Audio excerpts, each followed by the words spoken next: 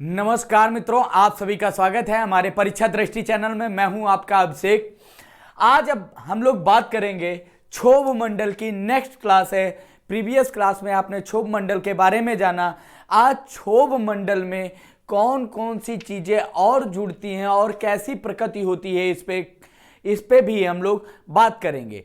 तो सबसे पहले हम लोग एक चीज जानते हैं कि ये हमारा नॉर्थ पोल है और ये हमारा साउथ पोल है, और इसको हम लोग इक्वेटर या विषुवत रेखा या भूमध्य रेखा कहते हैं। क्या कहते हैं?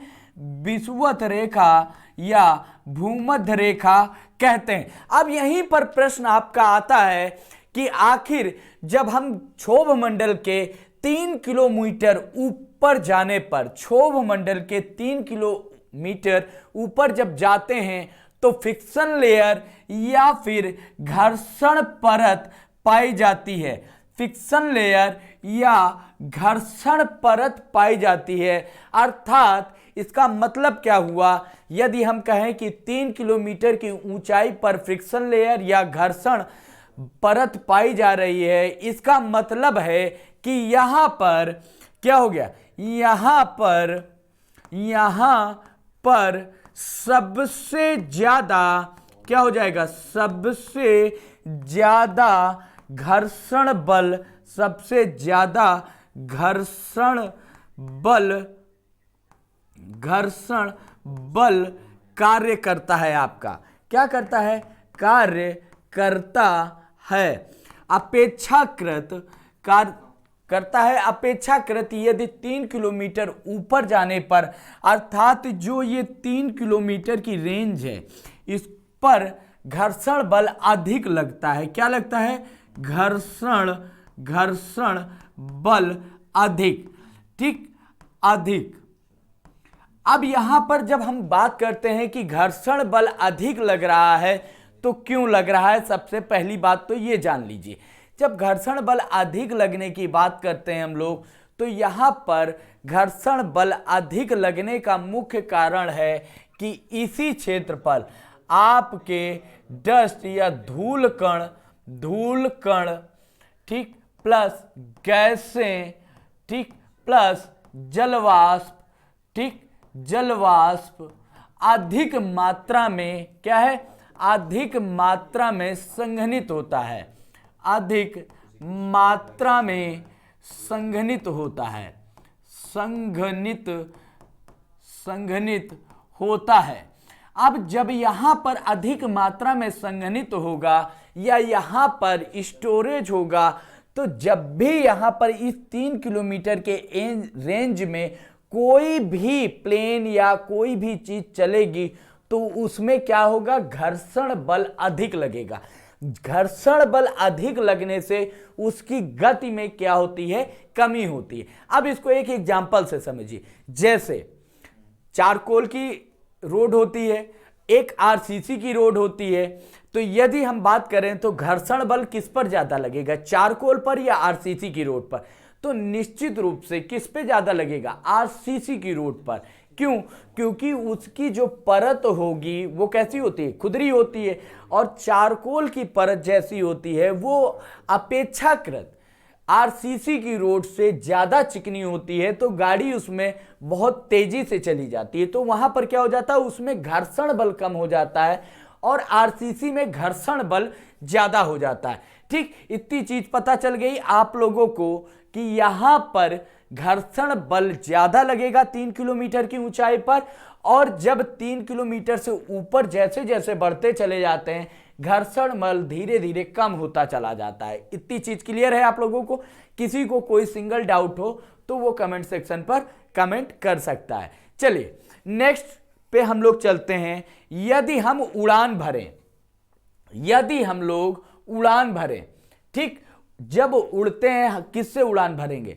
पैदल तो ना भरेंगे ना, योगी जी जैसा उड़ान। हम लोग भी विधायक बनेंगे, सांसद बनेंगे, तो हम लोग किस लिए बनेंगे? हम भी हवाई जहाज से यात्रा करेंगे उसी उद्देश्य के लिए। यहां पर उड़ान जब आप भरेंगे, ठीक, जब आप यहां पर उड़ान भरते हैं, तो पहले यदि हम ये कहें कि नॉर्थ पोल से आपने उड़ान भरी है, तो नॉर्थ पोल से जब उड़ान भरेंगे तो आपकी ऊंचाई में पहले क्या होगी, इक्वेटर तक आपकी ऊंचाई में वृद्धि होगी।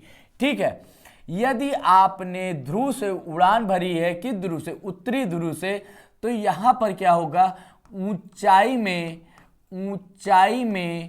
वृद्धि होगी, क्लियर है। अब वृद्धि क्यों होगी, क्योंकि आप पोल से, ध्रुव के पहले पोल से, अगर हम कहें नॉर्थ पोल से विषुवत रेखा की तरफ बढ़ेंगे तो आपकी जो परत है उसी के समानांतर आप लोग गति करेंगे। यदि, इसको भी लिख लीजिए, यदि इसके समानांतर हम उड़ान भरते हैं, यदि, नोट कर लीजिए, चलिए इसे नोट ही कर लीजिए, यदि इसके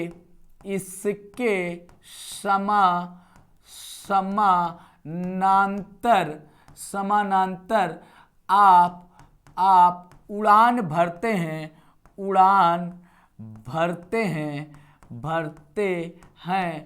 तो पहले ऊंचाई में वृद्धि होगी, ऊंचाई में वृद्धि, क्लियर है।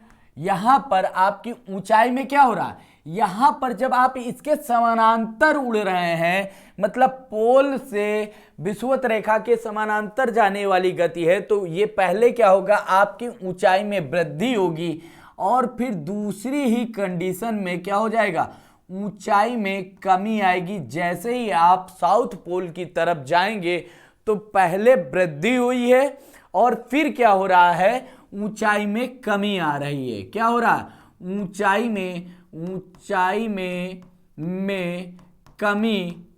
कमी आ रही है। ठीक है, अब यहां पर ऊंचाई में वृद्धि हुई एक तरफ से और दूसरी तरफ बढ़ने पर ऊंचाई में कमी आ जाती है।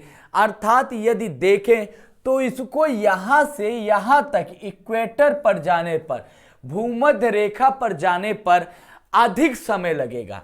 यहां नोट करिएगा कि यदि वह नॉर्थ पोल से साउथ पोल या साउथ पोल से नॉर्थ पोल जा रहा है तो उसे क्या होगा, भूमध्य रेखा पर, भूमध्य रेखा तक पहुंचने में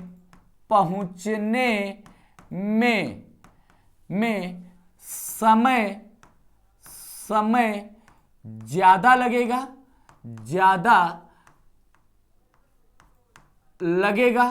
यदि अब यहीं पर जब आप ध्रुव से भूमध्य रेखा की तरफ गति कर रहे हैं तो आपको समय ज्यादा लगेगा, ठीक। लेकिन भूमध्य रेखा से, ठीक, ध्रुव से भूमध्य रेखा तक जा रहे हैं तो आपको समय ज्यादा लग रहा है। लेकिन यहीं पर यदि बात हो जाए, नेक्स्ट पॉइंट को आप नोट करिएगा, नेक्स्ट पॉइंट यदि हम ये कहें कि भूमध्य रेखा से, यहां पर क्या है, ध्रुवों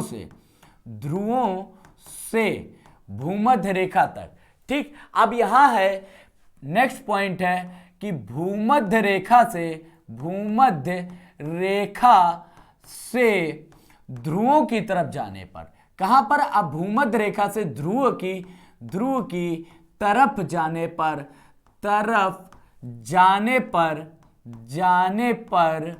जाने पर समय कम लगेगा। क्लियर होगा, ठीक। यहां पर किसी को कोई डाउट हो कि जब हम ध्रुव से भूमध्य रेखा की तरफ जाते हैं, देखिए ये ध्रुव है हमारा और ध्रुव से हम भूमध्य रेखा तक जा रहे हैं, तो मतलब घर्षण बल और ऊंचाई अधिक होने के लिए, यहां तक पहुंचने के लिए, इस पॉइंट पर पहुंचने के लिए, यहां पर आप जब पहुंचेंगे तो यहां तक पहुंचने में समय ज्यादा लगेगा। लेकिन जब भूमध्य रेखा से यहां से आप नीचे की तरफ दूसरे पोल की तरफ बढ़ते हैं तो इसमें समय कम लगता है। क्या हो जाता है, यहां पर पहुंचने में, इस स्थान पर पहुंचने में आपको समय कम लगने लगता है। इतनी चीज क्लियर हो गई। किसी को कोई डाउट हो तो वो बता सकता है, ठीक है। वैसे मेरी क्लास में आप लोगों को डाउट जनरेट नहीं होने पाएगा, ये मेरी कोशिश हमेशा रहती है, ठीक है, कि डाउट आप लोगों को नहीं होगा। अब एक चीज थोड़ा सा पॉइंट और इलेबोरेट करते हैं और चीजों को समझने की कोशिश करते हैं। ठीक है, अब देखिए यहां पर यदि मैं ये कहूं, फिगर से आप लोग पहले नोट करिए कि एक लेयर ये है, पहली परत ये है आपकी, ठीक है, दूसरी परत सॉरी, ठीक है, दूसरी परत की बात करें तो ये दूसरी परत हो गई, ठीक, ये आपकी तीसरी परत हो गई, ठीक है, ये आपकी ये निचली परत नेक्स्ट हो गई आपकी,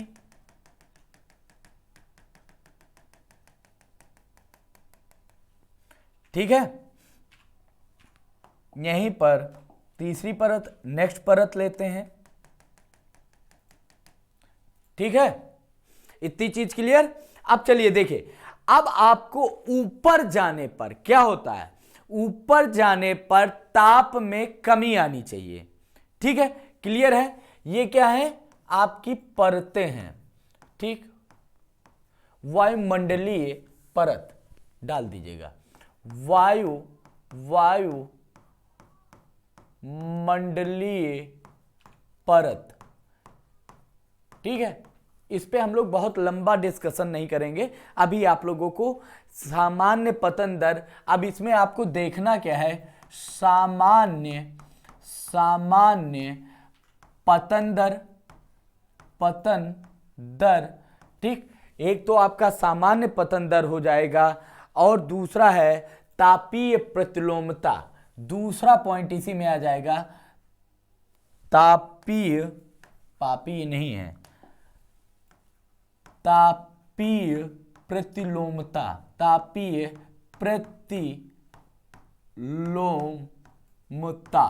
ठीक। अब तापीय प्रतिलोमता और सामान्य पतन दर में अंतर क्या है, ये मोटा मोटा आपको यहां पर जानना है, फिर इसका एक टॉपिक आएगा, हम लोग वहां पर खुल के डिस्कशन कर लेंगे। देखिए, जब भी हम ऊंचाई की तरफ जाते हैं तो ताप में क्या होता है, कमी आती है, ताप में क्या आ जाती है, कमी आ जाती है, इसको ऐसे समझिएगा, ठीक है।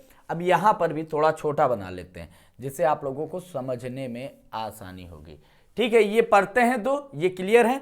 यदि मैं ये कहूं कि यहां से हम लोग लेते हैं कि ये पहली परत है आपकी, ये क्या हो गई, ये पहली परत है, इसका तापमान जो है 18 डिग्री सेंटीग्रेड है, ठीक, ये पहली परत, इसका तापमान 18 डिग्री सेंटीग्रेड है। दूसरी परत की बात करेंगे तो यहां पर कितनी है, ठीक है।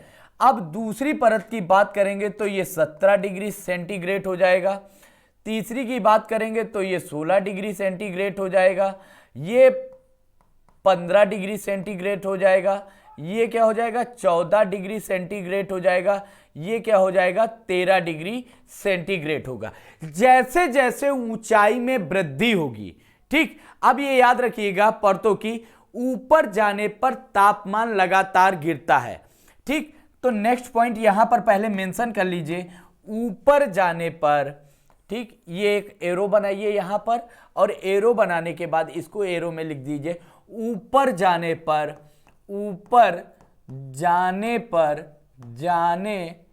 पर तापमान में कमी आती है, तापमान में कमी आती है, ठीक। अब ये वाला ऊपर, वो ऊपर नहीं है कि टें बोल गए, ठीक, क्या गुरुजी आए थे कह रहे थे ऊपर जाने की बात कर रहे हैं कि ऊपर जाने पर तापमान में कमी आ रही थी, अचानक से क्या हुआ, गुरुजी का टेम्परेचर लो हो गया, कि क्यों लो हो गया, कि ऊपर जा रहे थे ना, इसलिए उनका तापमान ही खत्म हो गया। तो मेरे जाने की कल्पना ना करिएगा, हम लोग इसकी बात कर रहे हैं कि जब हम मैदानी क्षेत्र से पर्वतीय क्षेत्रों की तरफ जाते हैं, देखिए इसको थोड़ा सा समझिएगा कि हम जब मैदानी क्षेत्रों से पर्वतीय क्षेत्रों की बात करते हैं, ठीक। अब यहां पर थोड़ा सा इसके बारे में हम लोग, सामान्य पतन दर की बात आई है तो ये याद रखिए कि जैसे कि ये इंडिया है, क्योंकि हमें सब चीज इंडिया के कॉन्सेप्ट पे ही समझनी है। ठीक है, अब इस इंडिया का मुकुट उकुट बन जाने दीजिए थोड़ा सा। ठीक है, मुकुट बन गया भारत का, जैसा भी है कुपोषण जैसा भारत। ठीक है, ठीक, हमारा भारत कुछ ऐसा दिखाई देता है। ठीक, यदि हम इस क्षेत्र की बात करें, किस क्षेत्र की बात करें, मैदानी क्षेत्र की बात करें, ये हमारा पूरा मैदानी क्षेत्र है। ठीक, मैदानी क्षेत्र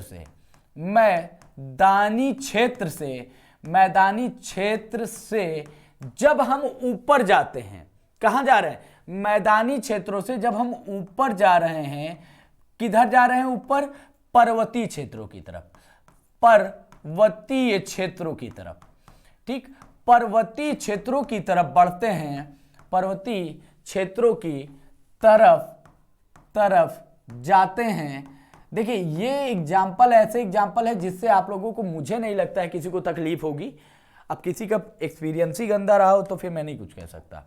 ठीक है, तो पर्वतीय क्षेत्रों की तरफ आप लोग बढ़ते हैं तो क्या होता है, तापमान में निरंतर कमी आ जाती है। क्या आ जाती है, तापमान में निरंतर कमी आती है। ठीक है, अर्थात यदि यहां पर मैदानी क्षेत्रों का टेम्परेचर 50 डिग्री होगा तो नॉर्मल सी बात है कि यहां का टेम्परेचर लगभग 30 डिग्री के आसपास होगा।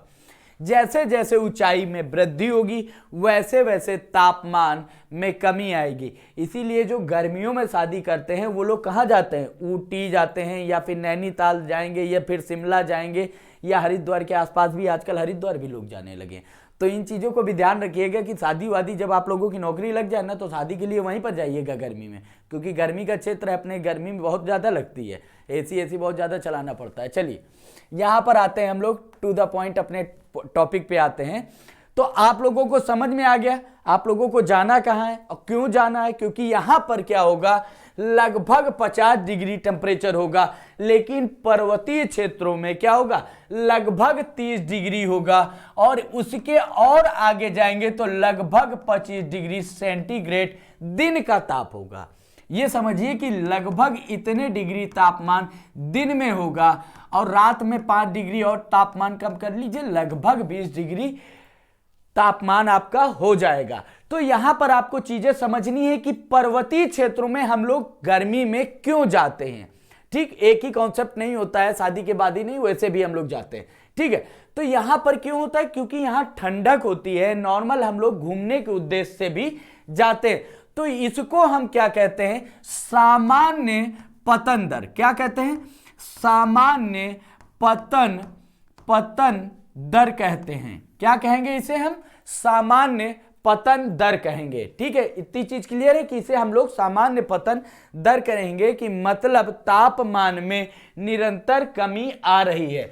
तो अब समझ में आ गया सामान्य पतन दर का मतलब क्या हुआ, कि जैसे जैसे हम ऊपर बढ़ते हैं हमारे तापमान में कमी आती जाती है, इसे हम लोग क्या कहेंगे, सामान्य पतन दर। यहीं पर यदि इसी के जस्ट अपोजिट होने लगे कि यहां पर आपका 18 डिग्री तापमान है और 18 डिग्री तापमान की जगह यहां पर 18.5 हो जाए, यहां पर 19 डिग्री सेंटीग्रेड हो जाए, यहां 19.5 डिग्री सेंटीग्रेड हो जाए, यहां पर 20 डिग्री सेंटीग्रेड हो जाए और यहां पर 20.5 डिग्री तापमान हो जाए, तो इसे हम लोग क्या कहेंगे, तापीय प्रतिलोमता कहते हैं। इसे हम लोग क्या कहते हैं कि तापीय प्रतिलोमता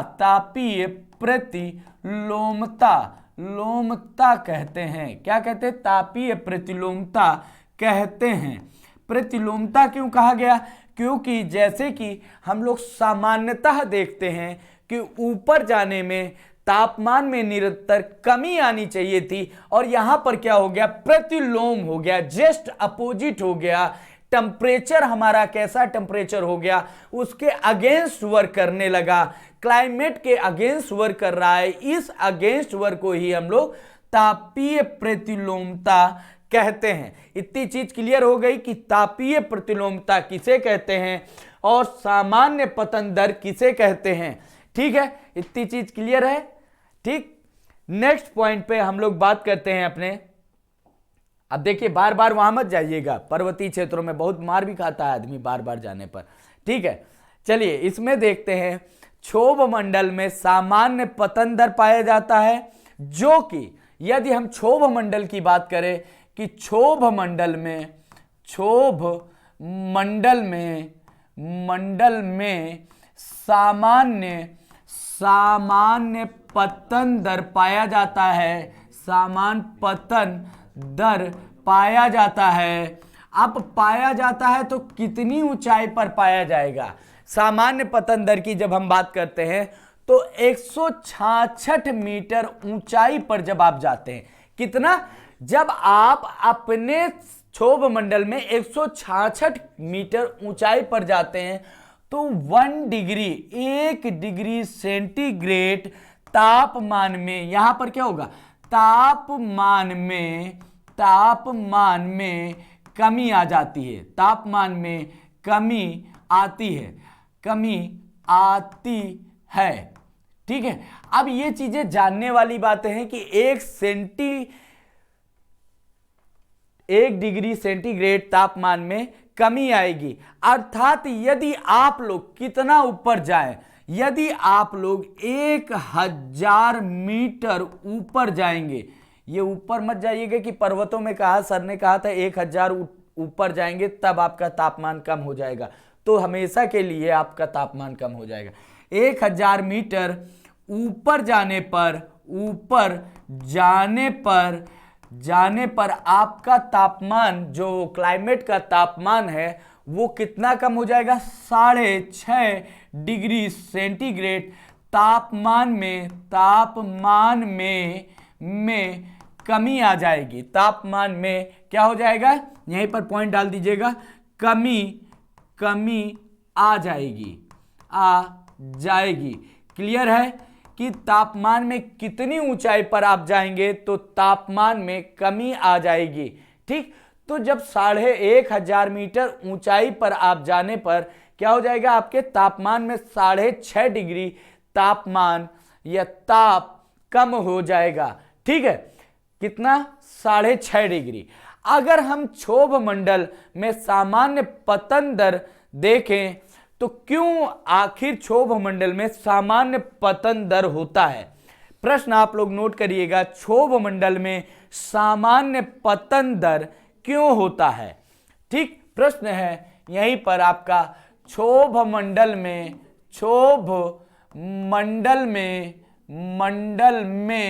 सामान्य पतन दर क्यों होता है? प्रश्न आप लोगों का होना चाहिए था कि क्यों होता है सर, इसके बारे में बताइए, लेकिन आप लोग तो कसम खा के बैठे हैं कि नहीं पूछेंगे। नेक्स्ट पॉइंट पे, इसी पॉइंट पर चलिएगा, फटाक से इसे देखिए कि क्यों पतन कम होता है। ठीक, नेक्स्ट पॉइंट पे आते हैं हम लोग, क्योंकि, यहां पर पॉइंट बनाइए, क्योंकि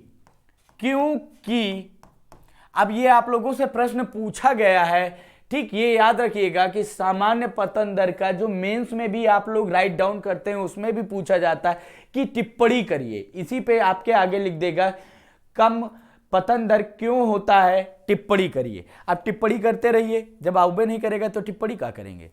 ठीक, तो यहां पर क्योंकि ऊपर जाने पर, पहला पॉइंट लिखिए, क्योंकि ऊपर जाने पर वायु के घनत्व में कमी आ जाती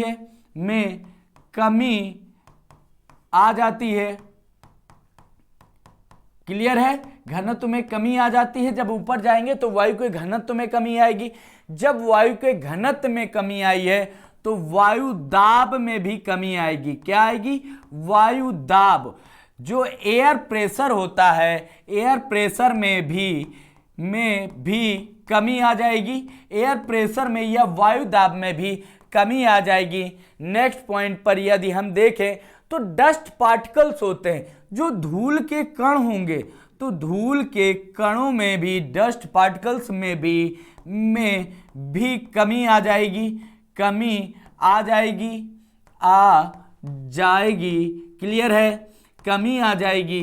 क्लियर चीजें हैं, तीनों पॉइंट आप लोगों को क्लियर हो गए, जिससे लगातार जिससे तापमान कम होने लगता है। अगर ये तीनों सिचुएशन क्रिएट हो गई, ठीक, क्षोभ मंडल में सामान्य पतन दर क्यों होता है?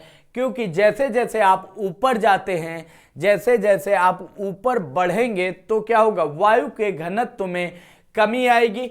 जब वायु के घनत्व में कमी आएगी, डेंसिटी में कमी आ जाएगी, तो प्रेशर कम होगा, और प्रेशर कम होगा तो आपको पता है जो डस्ट पार्टिकल्स एक दूसरे से सटे सटे थे, उन डस्ट पार्टिकल्स के बीच में क्या हो जाएगा, गैप क्रिएट हो जाएगा। गैप क्रिएट हो जाने से भी वैक्यूम क्रिएट होगा। ठीक है, तो यहां पर क्या हो जाएगा, जिससे पॉइंट बना लीजिए यहां पर अब यहां पर इससे ये क्लियर हो गया ना आप लोगों को, जिससे ताप कम होने लगता है। ये क्लियर हो गया, जिससे ताप कम होने लगता है, ताप कम होने लगता है, ठीक, होने लगता है। ये चीज क्लियर हो गई कि ताप कम क्यों होने लगता है क्षोभ मंडल में। सामान्य पतन दर आप लोगों ने देखा कि क्यों होने लगता है, इसीलिए आप लोगों ने देखा होगा पर्वतीय क्षेत्रों में सर्दी में,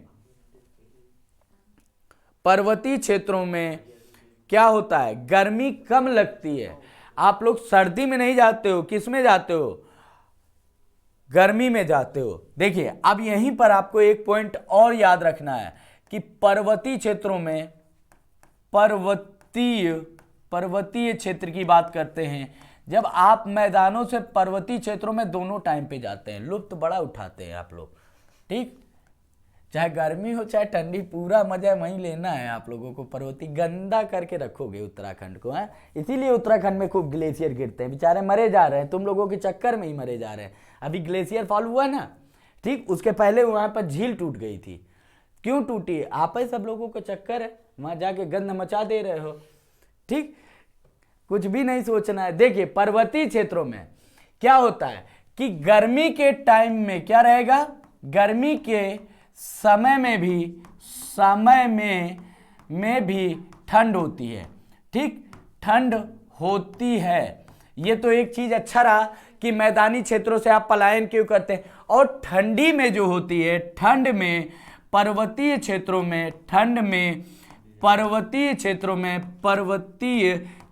में क्या होती है, बर्फबारी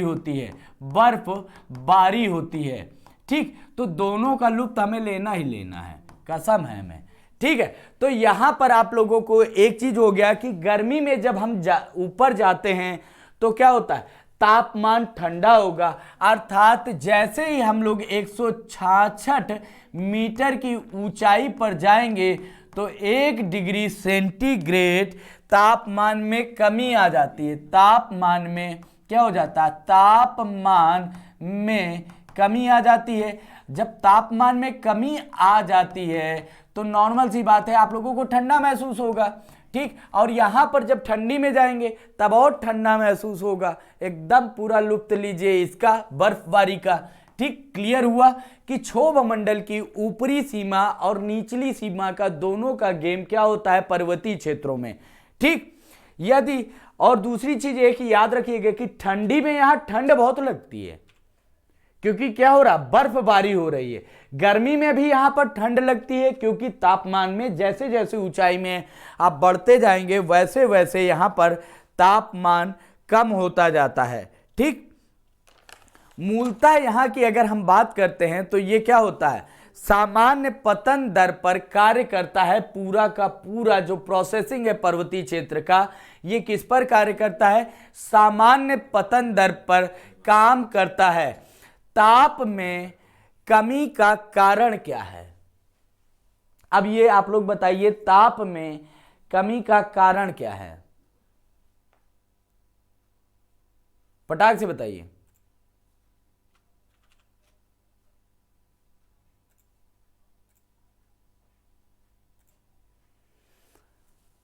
आइए देखते हैं इसे।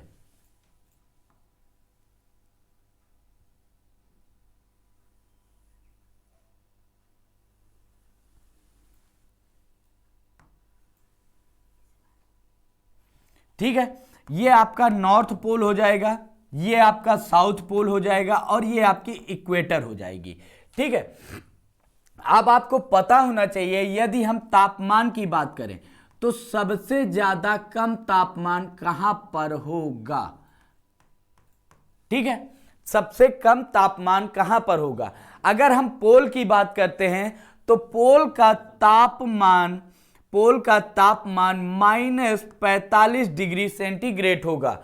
ठीक, दोनों ही ध्रुवीय क्षेत्रों का तापमान कितना होगा, -45 डिग्री सेंटीग्रेड होगा। लेकिन अब पूरी कहानी की कथा कहानी यहीं पर रुकने वाली है।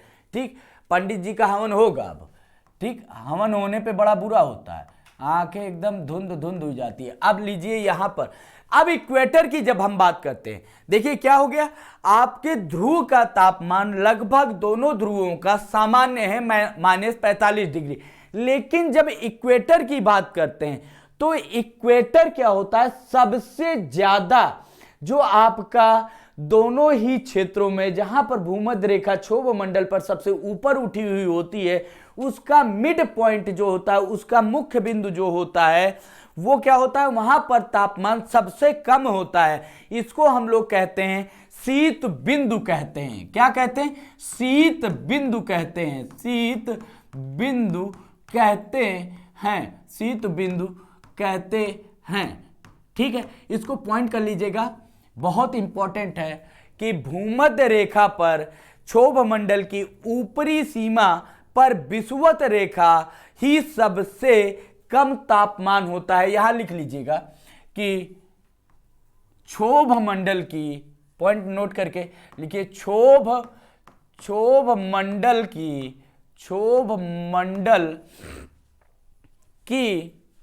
ऊपरी सीमा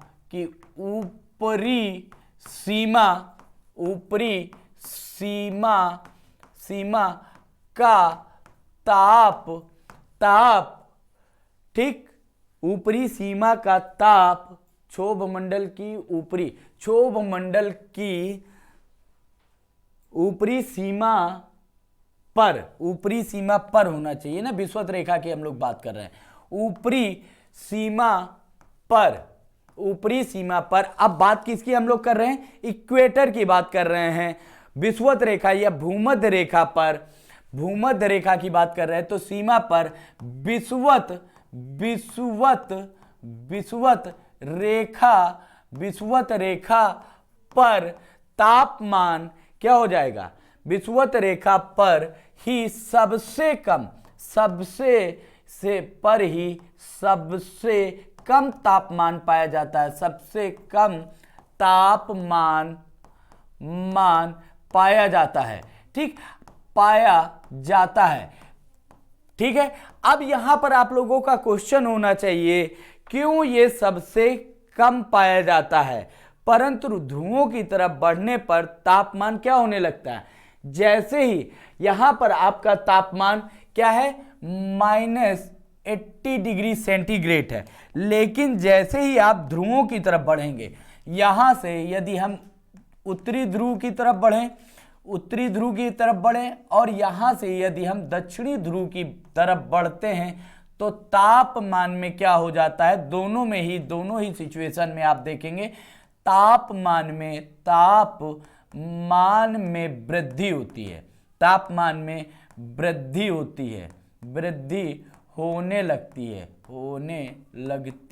है। क्यों, क्योंकि -80 डिग्री है, -80 डिग्री से -45 की तरफ बढ़ेंगे तो क्या हो जाता है, तापमान में वृद्धि होने लगती है। ठीक है, अब इसे हम लोग क्या कहते हैं, अब ये याद रखिएगा कि क्षोभ मंडल की ऊपरी सीमा पर विषुवत रेखा का जो पॉइंट है या भूमध्य रेखा का पॉइंट है, इसे हम लोग कहते हैं कि क्या कहेंगे, इसे हम लोग शीत बिंदु इसे कहते हैं। क्लियर हो गया कि शीत बिंदु किसे कहेंगे, आप लोग इसे कहेंगे।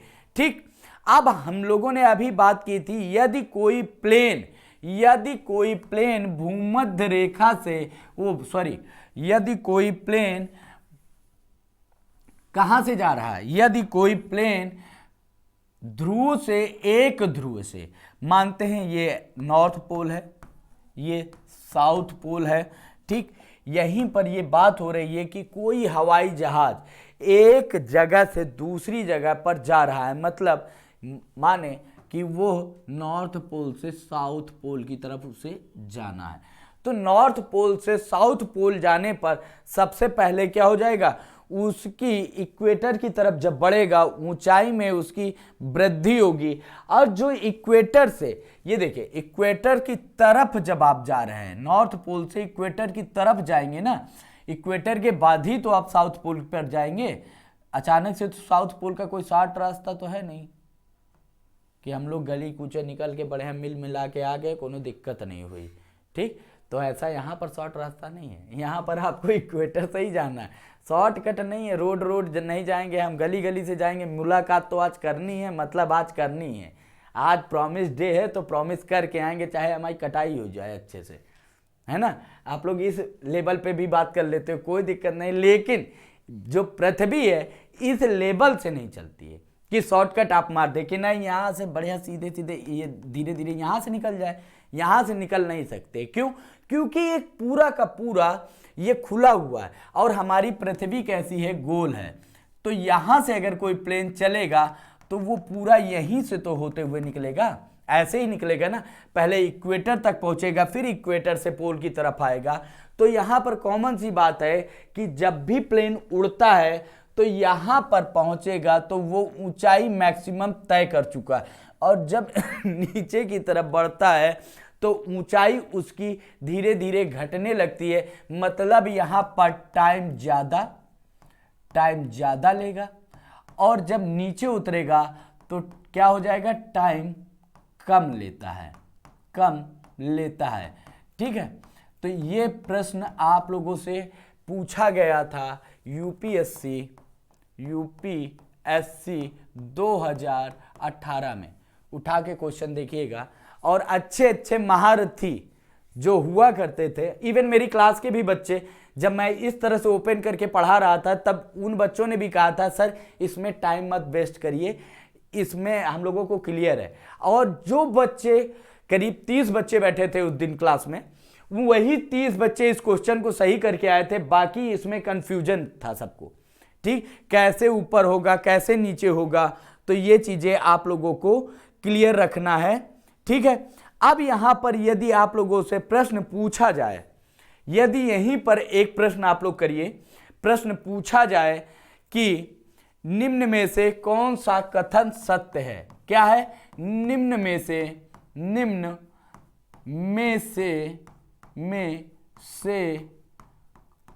कौन सा कथन सत्य है। अभी तक आप लोगों ने बड़ी तसल्ली से पढ़ा, धैर्य से पढ़ा, ठीक। तो पहला स्टेटमेंट देखें, क्षोभ मंडल की निचली सीमा पर ध्रुवों से विषुवत रेखा पर जाने पर तापमान में वृद्धि। नोट करिए, क्षोभ मंडल की निचली सीमा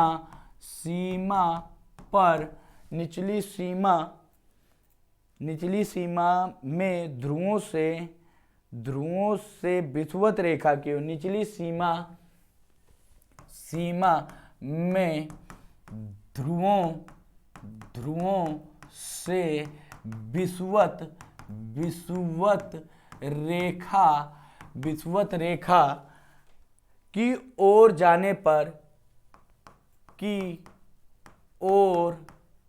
जाने पर तापमान में वृद्धि होगी, ठीक है। नेक्स्ट पॉइंट लिखिए, क्षोभ मंडल की निचली सीमा में ध्रुवों से विषुवत रेखा जाने पर तापमान में वृद्धि होगी। क्षोभ मंडल की ऊपरी सीमा पर, अब लिखिए, क्षोभ मंडल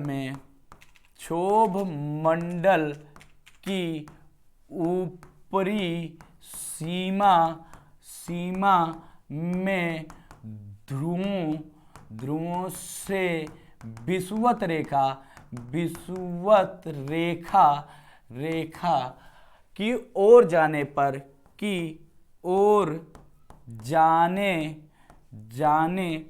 पर तापमान में कमी होगी।